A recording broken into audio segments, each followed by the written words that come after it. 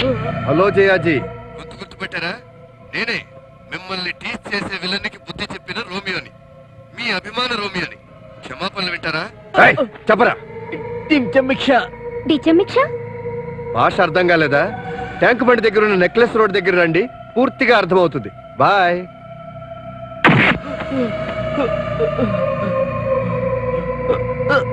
నువ్వు మాతో సహకరించి బాగా దెబ్బలు తిన్నందుకు చాలా థ్యాంక్స్. ఎక్స్ప్రెషన్ మార్చుకో. మా ఫీజు 5,000 ఇచ్చుకో.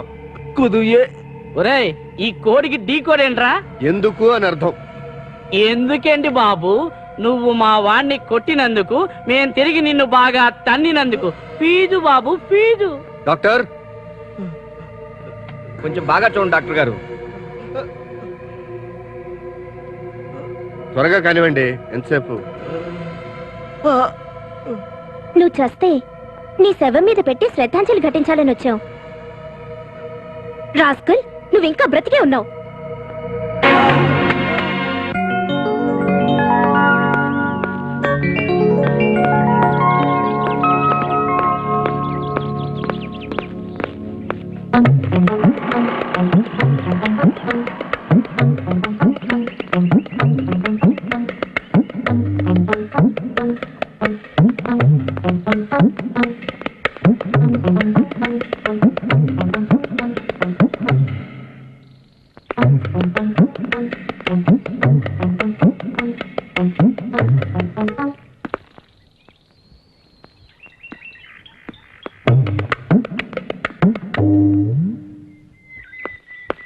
వాళ్ళని తన్నినంత మాత్రాన్ని హీరోలా ఫీల్ అయిపోయి నా వెంట పడకు. వెంట పడకుండా ఉండాలంటే నేను అడిగిన 2 ప్రశ్నలకు సమాధానం చెప్పాలి. ఓకే, చెప్తాను. ఆ తర్వాత బొచ్చుకొకలా నా వెంట పడకూడదు. మనం చరిత్రలో ఫస్ట్ అడుగు. మేబీ 1979 ఏప్రిల్ 11వ తారీఖు ప్రాముఖ్యత ఏమిటి? నథింగ్. 1995 జూలై 12వ తారీఖు ప్రాముఖ్యత ఏమిటి? నథింగ్. 2 ప్రశ్నలకి సమాధానం చెప్పలేకపోయావు, ఓడిపోయావు. ఈ 2 ప్రశ్నలు సుప్రసిద్ధ సుందరికి సంబంధించినవి. ఎవరు? ఇంకెవరు? నువ్వే.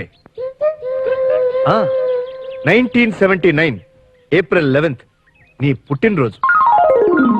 1995 జూలై 12th నువ్వు బ్యూటీ క్వీన్ గా సెలెక్ట్ అయిన రోజు.